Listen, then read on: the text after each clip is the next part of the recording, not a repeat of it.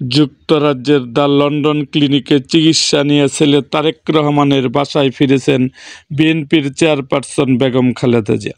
উন্নত চিকিৎসা তার স্বাস্থ্যের যথেষ্ট উন্নতি হয় ডাক্তাররা আপাতত তাকে বাসায় থেকে চিকিৎসা নেওয়ার পরামর্শ দিয়েছেন। শুক্রবার লন্ডনে স্থানীয় সময় রাত 9:30টায় এবং বাংলাদেশ সময় রাত 3:30টায় খালেদা জিয়াকে তার বড় ছেলে তারেক রহমানের বাসায় নিয়ে যান। এর আগে তারেক রহমান লন্ডনের স্থানীয় সময় বাদ এশা বাংলাদেশি অধ্যুষিত বিগ লেন মসজিদ প্রয়াত ছোট ভাই আরাফাত রহমান কুকুর জন্য অনুষ্ঠিত দোয়া মাহফিলে অংশগ্রহণ করে। এদিকে আগের দিন বৃহস্পতিবার খালেদা জিয়ার ব্যক্তিগত চিকিৎসক ডক্টর এজেড জাহিদ হোসেন স্থানীয় সময় রাতে সাংবাদিকদের বলেন, খালেদা জিয়া প্রতিদিনই ডাক্তার নতুন করে কম বেশি পরীক্ষা নিরীক্ষা দেন।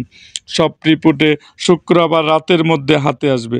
সব ভালো থাকলে তখন ওনার খালেদা জিয়া ছুটি হওয়ার সম্ভাবনা রয়েছে।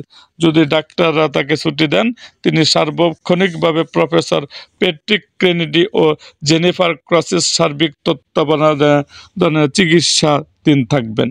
খালেদা জিয়ার লিভার ট্রান্সপ্লান্ট করার বিষয়ে এখনও সিদ্ধান্তে আসা যায়নি জানিয়ে তিনি বলেন, ওনার লিভার ট্রান্সপ্লান্ট করার বিষয়ে এখনও সিদ্ধান্ত আসা যায়নি, কারণ ওনার বয়সটা একটা বিবেচ্য বিষয়। এছাড়া জেলে রেখে ওনাকে চিকিৎসা থেকে বঞ্চিত করা হয়েছে। তখন ওনাকে বিদেশে নিয়ে আসা গেলে আরও হয়তো দ্রুত সুস্থ করা যেত।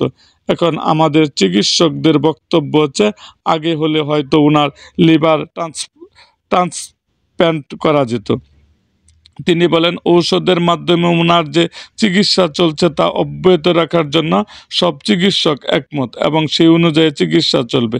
ডক্টর জাহিদ হাসান জানান, বর্তমান খালেদা জিয়ার liver, kidney, heart, diabetics, pressure, rheumatoid arthritis প্রতিটির জন্য ওষুধ দিয়ে চিকিৎসা চলছে।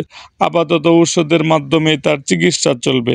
এর বাইরে আরও যদি কোনো চিকিৎসা করা যায়, সেজন্য যুক্তরাষ্ট্রের জন্য হপকিন্স হসপিটাল মেডিকেল টিমের সদস্যরা এখানে মেডিকেল বোর্ডের সভায় অংশগ্রহণ করেছিলেন, যাতে আমরা এটাকে এক ছাদের নিচে চিকিৎসা বা ওয়ান আমব্রেলার ছাতা নিচে অর্থাৎ ওয়ান স্টপ সার্ভিসের মতো সেটা করার ব্যাপারে ওনার উদ্যোগ গ্রহণ করেছেন।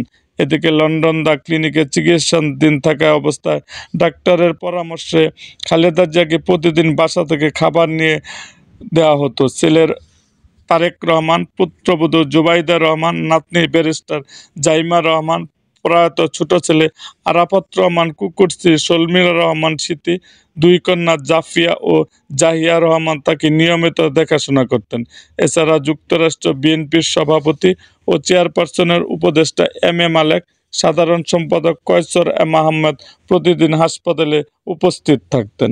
এরকম আরও ভিডিও পেতে এবং রাজনৈতিক অঙ্গনের নানা ঘটনা ও ইতিহাস জানতে আমাদের মুক্তাগাছার ইতিহাস মিডিয়া ইউটিউব চ্যানেলটিকে সাবস্ক্রাইব করুন এবং পাশে থাকা বেল আইকনটি বাজিয়ে দিন।